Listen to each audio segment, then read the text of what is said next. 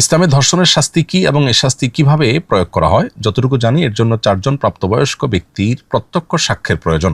কিন্তু ধর্ষণের ক্ষেত্রে প্রত্যক্ষ সাক্ষী তো অসম্ভব, সেখানে আবার 4 জন। তাহলে এই বিধানটি ঠিক কিভাবে প্রয়োগ হবে বিস্তারিতভাবে ব্যাখ্যা করবেন প্লিজ।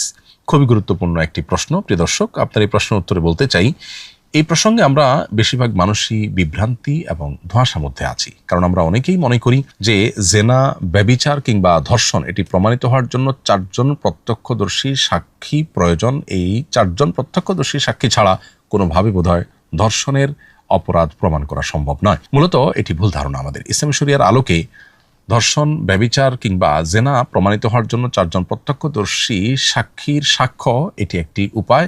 এর বাইরে আরও উপায় আছে যেটা দিয়ে ধর্ষণের অপরাধ প্রমাণিত হতে পারে। কোনো ব্যক্তি যদি কারোর ব্যাপারে অভিযোগ দায়ের করে যে অমুক ব্যক্তি জেনায় লিপ্ত হয়েছে, ব্যভিচারে লিপ্ত হয়েছে, তাহলে সেক্ষেত্রে সেটি প্রমাণের জন্য শরিয়া তাকে 4 জন প্রত্যক্ষদর্শী সাক্ষী উপস্থিত করার বাধ্যবাধকতা আরোপ করে। কারণ একদিকে মানব সভ্যতাকে টিকিয়ে রাখবার প্রয়োজনে সমাজের জেনা, ব্যভিচারের মতো অপরাধকে চরম অপরাধ হিসাবে চিহ্নিত করে তার জন্য অত্যন্ত কঠিন এবং মর্মন্তুদ শাস্তির বিধান রেখেছে ইসলামী শরিয়া।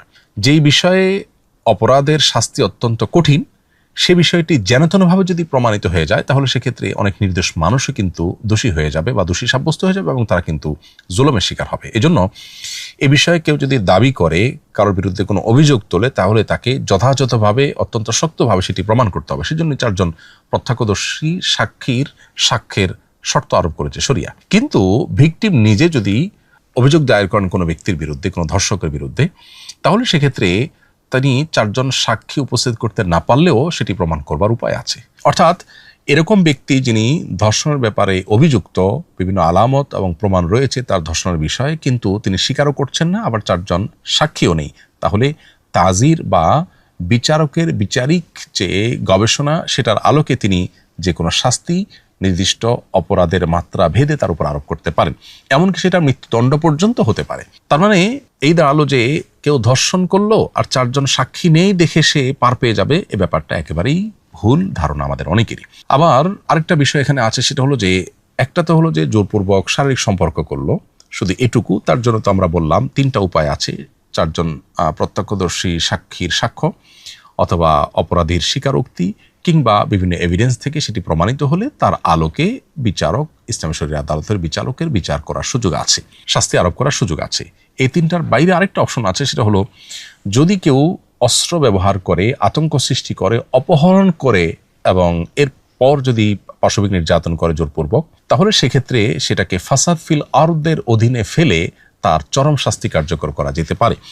সূরা মায়দা 33 নম্বর আয়াতে আল্লাহ তাআলা বলেছেন, ইন্নামা জাযাউল্লাযিনা ইউহারিবুনাল্লাহা ওয়া রাসূলাহু ওয়া ইয়াসআউনা ফিল আরদি ফাসাদা, অর্থাৎ যারা আল্লাহ এবং তার রাসূলের বিরুদ্ধে বিদ্রোহ করবে এবং যারা পৃথিবীতে ফাসাদ সৃষ্টি করবে, দাঙ্গা হাঙ্গামা সৃষ্টি করবে, ডাকাতি, রাহাজানি, খুন খারাপি, আপনার ছিনতাই, আতঙ্ক সৃষ্টি করা, এ জাতীয় অপরাধ যারা সংগঠন করবে, তাদের উপর আল্লাহ তাআলা 4টি শাস্তির কথা বলেছেন। অর্থাৎ অপরাধের মাত্রা ভেদে বিচারক তাদের শাস্তি নিরূপণ করবেন। একটি হলো তাদেরকে মৃত্যুদণ্ড দেওয়া হবে, আরেকটা হলো তাদেরকে শুলে চড়িয়ে মৃত্যুদণ্ড কার্যকর করা হবে, আরেকটা হলো তাদের ডান হাত বাম পাও কিংবা বাম হাত ডান পা কেটে ফেলা হবে শাস্তি স্বরূপ, আরেকটা হলো তাদেরকে দেশান্তর করে দেওয়া হবে যাতে করে সেখানে তারা নির্জনে এবং কঠিন পরিবেশে তারা ধীরে ধীরে মৃত্যুর মুখে পতিত হয়।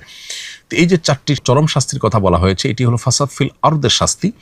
অতএব কোনো ব্যক্তি যদি কোনো নারীকে অপহরণ করে এবং তার প্রতি যদি পাশবিক নির্যাতন করে, অস্ত্রের মুখে জিম্মি করে, অপহরণ করে, হাঙ্গামা সৃষ্টি করে, আতঙ্ক সৃষ্টি করে, তাহলে সেটা ডাকাতির মামলার অধীনে পড়বে এবং তার জন্য 4 জন প্রত্যক্ষদর্শী সাক্ষ্যের প্রয়োজন নেই, বরং সেটা প্রমাণিত হলে সেই ব্যক্তিকে চরম শাস্তি দেয়া যাবে ইসলামী শরিয়ার আদালতের বিচারের আলোকে। অতএব এখান থেকে পরিষ্কার হয়ে গেল যে আমরা যারা মনে করি যে ইসলামের দৃষ্টিকোণ থেকে কোনো নারী ধর্ষিত হলে তার ধর্ষণ প্রমাণের জন্য 4 জন প্রত্যক্ষদর্শীর সাক্ষ্য ছাড়া সেটা প্রমাণ করা যাবে না, এটি ভুল ধারণা।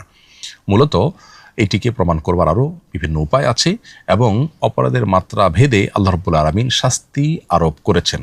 আল্লাহর দেওয়া শাস্তির বিধান কিয়ামত পর্যন্ত মানুষের জন্য প্রযোজ্য, যথাযথ মানবরচিত বিধান এবং বিচার ব্যবস্থা, এটা কোনোভাবেই আল্লাহর দেওয়া বিধান এবং বিচার ব্যবস্থার সাথে তুলনাযোগ্য হতে পারে না, সেটা আমাদের বুঝে আসুক কিংবা না আসুক।